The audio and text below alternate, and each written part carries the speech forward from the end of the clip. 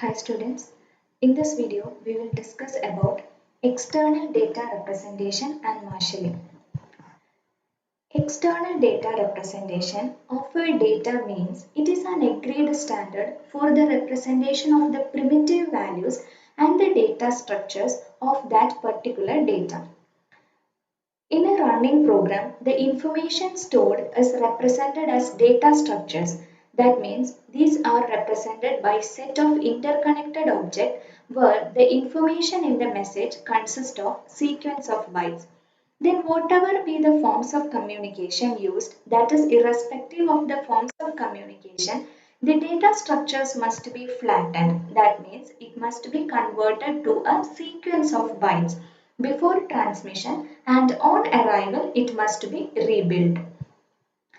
Apart from this flattening of data structure, the individual primitive data items which is transmitted in a message can have data values of different types. That means it can be integers, floating point numbers, etc.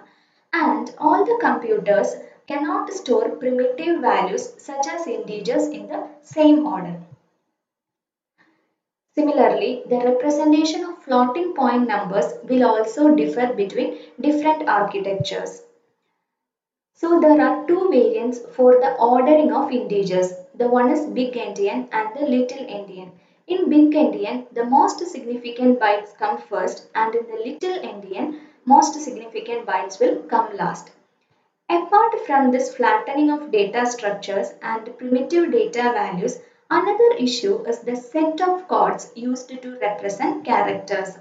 For example, if we are speaking about a unique system, majority of its applications will use ASCII character coding, and it will take 1 byte per character. But in the case of Unicode standards, it allows for the representation of text in many different languages, but it will take 2 bytes per character. Now, if we want to enable any two computers to exchange binary data values, either of the following method can be used. The first one is the data value which we want to send should be converted to an agreed external format before transmission, and on arrival it must be again reconverted to the local form. And if the two computers are of same type, the conversion to external format is not needed, and that step can be omitted. The other method for enabling two computers to exchange binary data values is the value which we want to send can be transmitted in the center order itself. But together with that, an indication of the format to be used should also be mentioned, so that at the receiver side, the receiver can convert it into the specified format if it is necessary. Now, to support remote method invocation or RPC, any data type, either it is passed as an argument or returned as a result, must be flattened, and individual primitive data values should be represented in an agreed external format. So, an agreed standard for the representation of data structures as well as primitive values is necessary, and this agreed standard is known as external data representation. Now let us discuss about marshalling. It is the process of taking a collection of data items. A collection of data items will be taken and it will be assembled into a form suitable for transmission in that message. That means it is converted into a particular external form from its local form. And unmarshalling is the process of disassembling them on arrival to produce an equivalent collection of data items at the destination. Thus, we can say that marshalling consists of translation of structured data items and primitive values into external data representation, and unmarshalling consists of generation of primitive values from their external data representation and rebuild of the data structures. Three alternative approaches are used for this external data representation and marshalling are: first one is Corba's common data representation, which is mainly concerned with an external representation for structured and primitive types which can be passed as argument and result of reward method invocation, and this can be used by a variety of programming languages. The next one is Java's object serialization. This is concerned with flattening and external data representation of any single object as well as a collection of objects, and this is used only by Java. The third one is XML, Extensible Markup Language. This defines a textual format for representing the structured data, and it was intended for documents containing textual self-describing structured data. For example, the documents accessible on the web.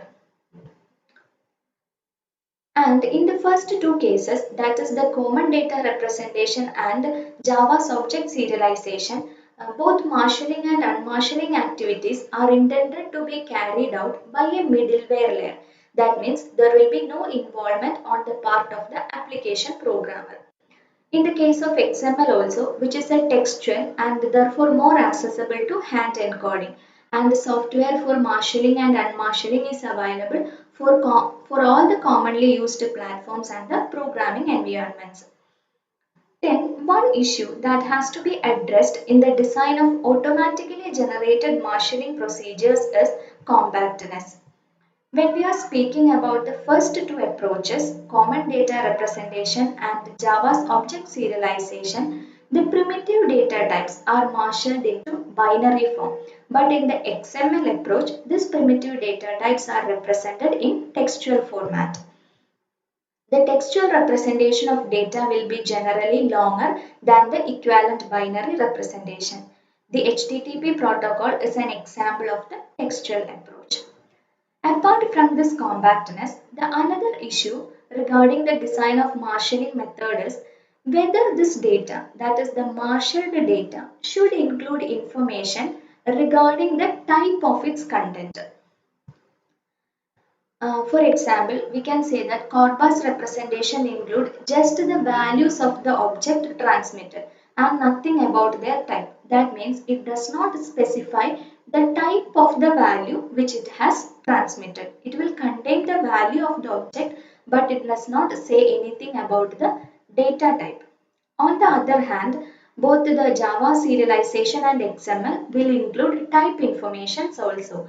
Java put all the required type information into a serialized form, and XML document may refer to externally defined set of names. It will also include the type information called the namespaces.